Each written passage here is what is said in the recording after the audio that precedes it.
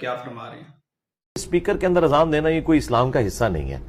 یہ زیادہ تر تو لوگوں کے لیے تکلیف کا باعث ہی بنا ہوا ہے.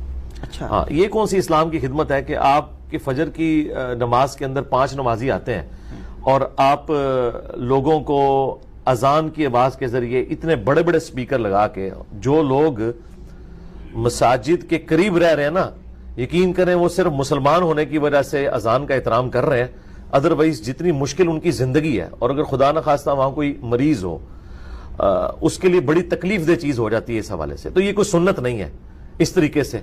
یہ تو ایسے ہی ہے کہ نبی علیہ السلام کے مبارک زمانے میں کوئی شخص جا کے لوگوں کے گھر پہ کھڑا ہو کے ان کے کان پہ جا کے اذان دیتا، اس سے زیادہ آواز اس سپیکر میں آتی ہے. آج کل تو سپیکر کی ویسے ہی ضرورت نہیں ہے کیونکہ ہمارے پاس گھڑیاں ہیں. ہمیں اذان کی آواز نہ بھی سنائی دے جی تب بھی ہم گھڑی کو دیکھ کے مسجد میں جاتے ہیں. یعنی یورپ اور امریکہ میں تو بالکل. جس طرح آپ نے اس کی یہ گفتگو سنی، اب میں آپ کو اس کا دوسرا کلپ سنواتا ہوں جس میں اس کا موقف کیا ہے کہ اسلام میں ہم اپنی سٹیٹمنٹ نہیں دے سکتے. یہ سنیں ذرا.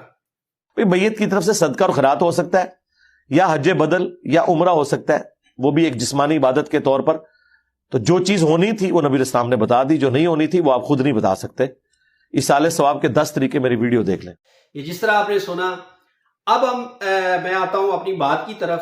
ابھی تو اذان کوئی 10 گھنٹے یا 10 منٹ کی نہیں ہے کہ جس سے کسی کو سن کر طبیعت میں بیزاری ہو. اذان میکسیمم 2 منٹ یا 1 منٹ کی ہے. کہ جتنی بھی آسائشیں آپ استعمال کر رہے ہیں، اگر میں کہوں کہ یہ چھوڑ دیں، کیونکہ آپ کیمرہ استعمال کر رہے ہیں، آپ ہیڈ فون استعمال کر رہے ہیں، آپ مائک استعمال کر رہے ہیں، اے سی استعمال کر رہے ہیں، آپ قالین استعمال کر رہے ہیں، فلاں فلاں فلاں، جتنی بھی آسائشیں آپ چھوڑ دیں، کیونکہ یہ اسلام میں نہیں ہے، کیونکہ یہ صحابہ نے نہیں استعمال کی، اسلام میں اس کا تذکرہ بھی نہیں ہے. تو یہاں تم کہتے ہو تمہارا موقف ہوتا ہے کہ یہ ظاہری اسباب ہے. جی یہاں تمہارا موقف ہوتا ہے کہ یہ ظاہری اسباب ہیں. تو ظاہری اسباب تمہیں سپیکر پر جو ہے وہ نظر نہیں آ رہے، ظاہری اسباب تمہیں اللہ اور اس کے رسول صلی اللہ تعالی وسلم کی دعوت کے لیے برداشت نہیں ہے. یہ ظاہری اسباب تمہیں اذان کے لیے برداشت نہیں ہے. یہ ظاہری اسباب تمہیں اپنے لیے قبول ہے، اللہ کے پیغام کے لیے ظاہری اسباب قبول نہیں ہیں.